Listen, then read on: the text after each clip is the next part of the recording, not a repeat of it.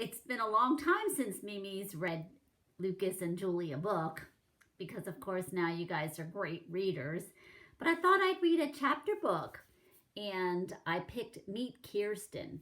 She's one of the American Girl dolls you play with, Julie, when you come to Mimi's house. She's the one that has the blonde hair. And so I thought you would like to start listening, both of you, to the stories about Kirsten. So I'm going to read a chapter from this book, and then I'll record some other chapters. So this one, like I said, is called Meet Kirsten. And so just so you can see it first, there's a picture. There's Kirsten. And up there it says, a 9-year-old who moves with her family to a new home on America's frontier in 1854. And then the other picture of the family is a picture of Papa, Lars, Mama, and Peter. The Larsens sometimes long for Sweden. That's the country where they came from.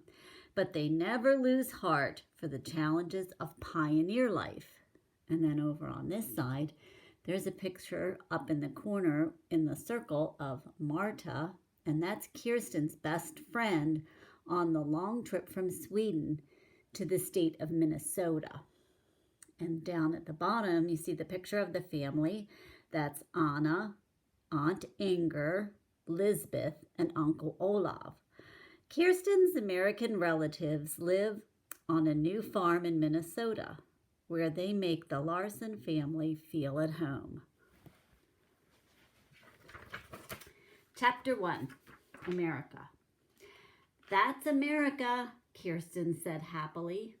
She stood at the ship's railing with her friend Marta and pointed to the green strip of land beyond the waves. Overhead, the tall sails creaked in the wind. Marta shaded her eyes and pressed against the railing as though that would make the Eagle sail faster. That was the name of the boat. I can't wait to walk on land again, she said and shivered. Kirsten touched her friend's thin arm. Are you cold? She asked. Let's go sit where the wind isn't so strong. She tucked her rag doll, Sorry, into her shawl and walked to a coil of rope that was as high as a barrel. Then she hitched up her skirt and climbed into a space just big enough for the two girls to sit knee to knee and forehead to forehead. Marta crawled in after her. It was warmer here in the coiled rope, but the wind still whistled overhead. Kirsten took her handkerchief from her pocket and made a cape for her doll, Sorry. Marta's doll wore her apron like a shawl. Soon we'll be on land again, Marta told her doll. Don't worry about the wind. Kirsten pulled a piece of hard, dry bread from her apron pocket and broke it in two. She and Marta fed their dolls before they chewed the bread themselves. What's the very first thing you want to do in America? Kirsten asked. I want to pick an apple, Marta said. There are apples everywhere in America. Apples? When Kirsten said the word, she could almost taste the crisp, delicious fruit. We'll pick cherries, too. And we'll get fresh bread, Marta added. I think we'll be there by tonight, don't you? Not if it storms again, Kirsten answered. She peered up at the darkening clouds and pulled her shawl more closely around her shoulders. Above her head, she saw the sailors crawling into the rigging to adjust the sails. Then she heard Papa's voice. Kirsten, where are you? He called. Kirsten stood and shouted, Here I am, Papa. Strands of blonde hair pulled loose from her braids and whipped across her cheeks when she raised her head above the ropes. Papa's black wool jacket flapped like a gull's wings as he crossed the deck. There's a storm coming, Papa said. It could be dangerous. The coast is rocky here, and the wind is getting stronger. Papa lifted Kirsten out of the coiled rope. Then he pulled Marta out, too. Come below, where we'll be safe, he said. The clouds rolled like water boiling in Mama's black iron pot. The tops of the waves turned white and crashed over the sides of the ship. They dashed onto Kirsten's boots as she scrambled toward the opening into the hold. "Hurry," Papa said. He held tightly to Kirsten and Marta's hands. As Kirsten climbed down the ladder into the hold, her spirits sank.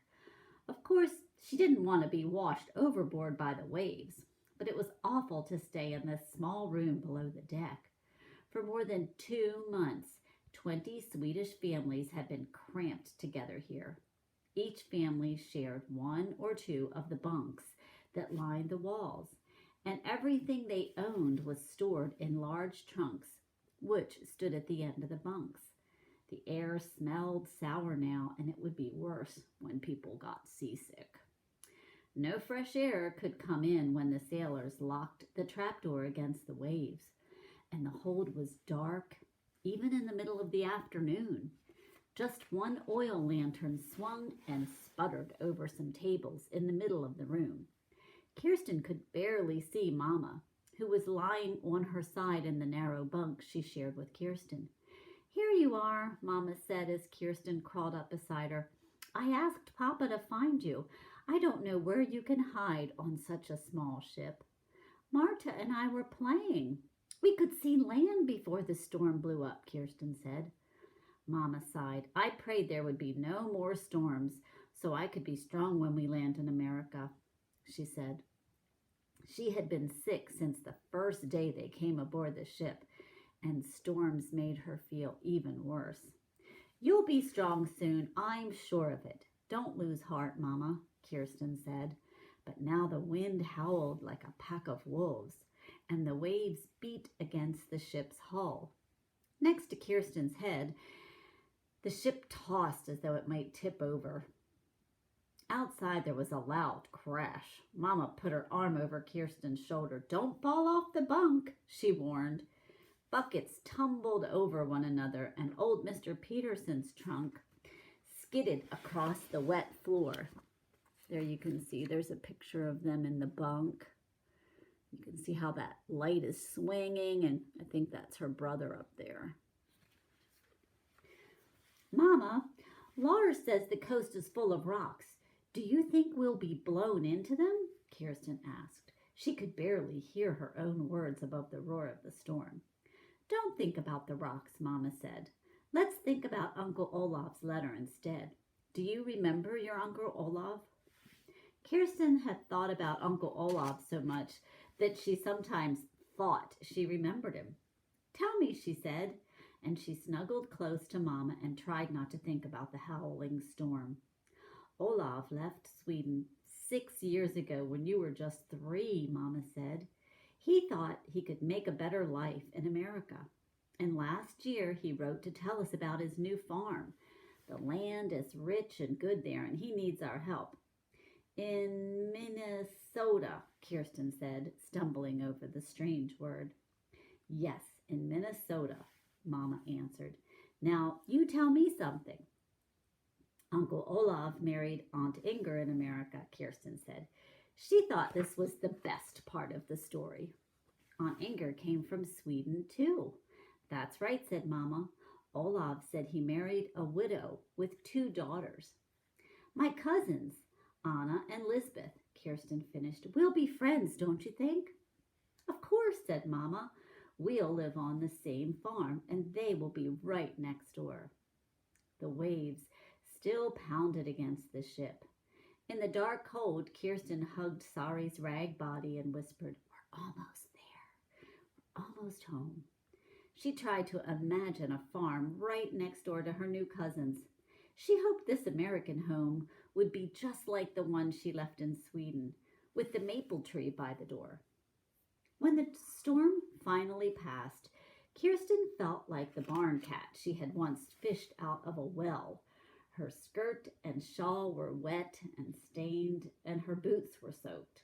But everyone was safe, and the sky was clear, and the Eagle was sailing toward the green coast once more. Kirsten watched the seagulls swoop and dive as she stood on the deck with Mama and Papa. "I smell the earth again," Papa's voice boomed. He held Peter, who was 5, on his hip. Mama smiled at the shore as though she greeted a friend. She leaned toward Papa, and Kirsten heard her whisper, "So many times I lost hope that we'd all make it to America." "You're a brave woman," Papa answered. "You have heart. I'm proud of you and our children." Kirsten's brother, Lars, who was always talking with the sailors, pushed through the crowd just then. "The sailors say we'll land in New York tomorrow morning," Lars said. "That's wonderful," Mama replied. "We'll have fresh bread for breakfast, and I'll find a place to wash our clothes." "They say we can't leave the ship until the health inspector lets us," Lars added. "What's the health inspector?" Kirsten asked. "He's a doctor who will look at everyone on the ship. No one who is sick can stay in America," Lars explained. "But Mama's sick," Peter cried. He held out his arms and Mama hugged him. "Mama has only been seasick," said Papa. "Almost everyone gets seasick on the ocean. The health inspector looks for illnesses like typhoid and cholera, illnesses that could kill people." "No one on our ship has cholera," Lars said. "That's right," Papa replied. "You see, Peter, we don't need to worry. Let's see you smile again. Tomorrow we will be in New York, and then we will start our journey to Minnesota." When the Eagle finally docked in New York, in the harbor, and the health inspector said they could leave the ship, Lars bounded down the gangplank. Peter scrambled right behind him. Mama and Papa were next, then Kirsten. She held her doll, Sorry, tightly. Kirsten was bursting to run and turn circles on the grass that she saw near the docks. She was surprised when she stepped off the gangplank and the ground seemed to spin around her. In Sweden, it had been steady under her feet, but here in America, it swayed and rolled like the ship she just left. She grabbed Papa's hand. "Why am I so dizzy?" she said. "We're all used to the rocking of the ship," Papa answered. "Now we have to get used to dry land all over again." For a minute, Kirsten stood still. Then she turned and looked back at the Eagle. When they boarded the small ship, no one had known what to expect.